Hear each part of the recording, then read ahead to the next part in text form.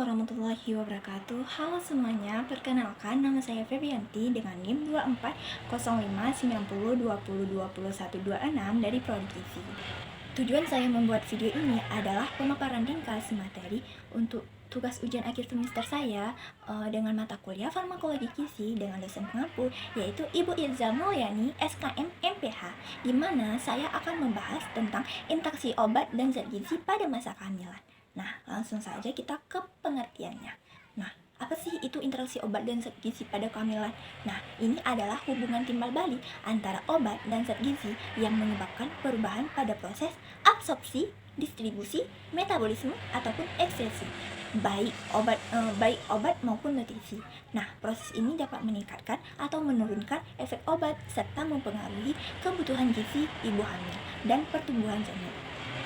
Nah, zat gizi apa sih yang penting bagi kehamilan? Nah, yang pertama itu adalah asam folat. Kalian udah sering dengarkan asam folat? Nah, dia bertugas atau berfungsi dia untuk mencegah cacat tabung saraf pada janin. Nah, kalau sumbernya itu dapat berupa sayur hijau, hati, ataupun kacang-kacangan. Yang kedua itu adalah zat besi, mencegah anemia dan mendukung pertumbuhan janin. Kalau sumbernya itu dapat berupa daging merah, ayam, ataupun bayam. Yang ketiga itu adalah kalsium untuk pembentukan tulang dan gigi janin, serta mencegah kram pada ibu hamil. Sumbernya berupa susu, yogurt, ikan teri. Yang keempat itu adalah DHA dan omega 3, penting untuk perkembangan otak janin.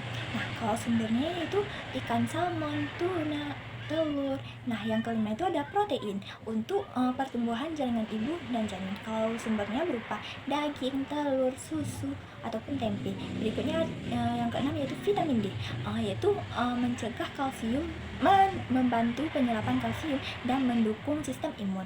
Nah, obat-obat apa saja sih yang sering ataupun yang umum diberikan pada ibu hamil? Yang pertama itu ada vitamin dan mineral prenatal.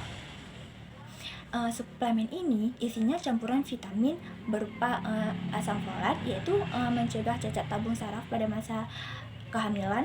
Yang kedua itu kalsium, membantu pembentukan tulang janin. Yang berikutnya adalah vitamin D, membantu penyerapan kalsium. Berikutnya adalah vitamin B kompleks, membantu energi dan perkembangan organ janin. Nah, kenapa penting sih pada saat kehamilan? Nah, pada saat kehamilan kebutuhan nutrisi ibu hamil itu meningkat. Tidak semua ibu hamil bisa memenuhi dari makanan. Jadi suplemen ini membantu menutupi kekurangan. Yang kedua itu adalah suplemen zat besi. Nah, diberikan karena ibu hamil itu sering cepat anemia. Nah, zat besi ini penting untuk membuat sel darah merah. Kalau anemia, ibu hamil itu bisa cepat lelah dan bayinya tidak bisa tumbuh optimal. Nah, yang berikutnya itu paracetamol, sering digunakan untuk sakit ataupun demam ringan. Ini adalah termasuk obat yang paling aman jika sesuai dengan dosisnya. Nah, berikutnya adalah jenis interaksi. Yang pertama itu adalah obat mempengaruhi zat gizi dan mengganggu penyerapan gizi. Contoh yang paling sering itu adalah obat MAH atau antasida. Nah, jika ibu hamil itu minum antasida berbarengan dengan zat besi, jadi penyerapannya itu turun. Ibu hamil berisiko anemia. Yang kedua itu adalah obat TBC. Rifampicin dapat menurunkan vitamin D. Akibatnya ibu hamil itu kekurangan vitamin D. Jadi dia berisiko tulangnya rapuh dan nyeri pinggang yang meningkat. Kalau pada janin itu dapat mengganggu pembentukan tulang. Yang ketiga ini adalah diuretik, yaitu obat peluru kencing. Obat ini dapat membuat ibu hamil sering buang air kecil. Nah, bersama urin, nutrisi penting ikut hilang seperti kalium, magnesium, dan natrium.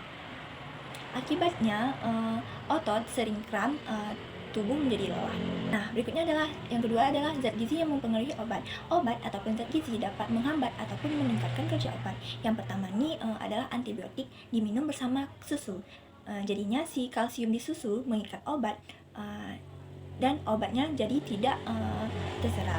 Yang kedua ini adalah makanan tinggi vitamin K, contohnya bayam dan brokoli, mengurangi efek obat pengencer darah yaitu warfarin. Yang ketiga ini adalah jus grapefruit, bisa menghambat enzim hati tertentu.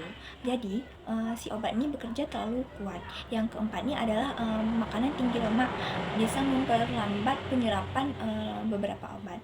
Nah, Berikut adalah dampak pada ibu hamil dan janin. Jika berinteraksi tidak diperhatikan, dampaknya cukup besar. Nah, pada ibu yaitu anemia, lemas, pusing, obatnya tidak bekerja dengan optimal, resiko efek samping meningkat, penyakit ibu tidak terkontrol, misalkan hipertensi ataupun infeksi. Kalau pada janin itu kekurangan nutrisi, berat badan lahir rendah, gangguan perkembangan otak dan tulang, risiko cacat lahir jika kekurangan asam folat.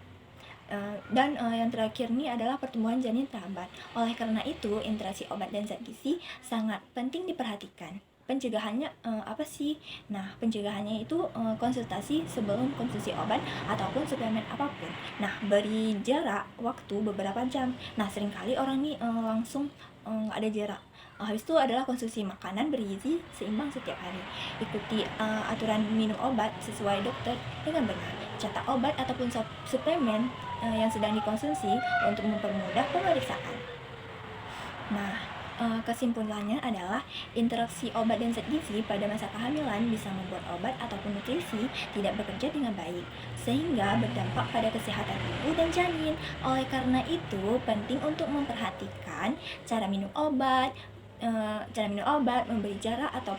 memberi jarak dengan makanan ataupun suplemen, dengan selalu konsultasi dengan dokter agar ibu dan janin tetap selamat dan aman.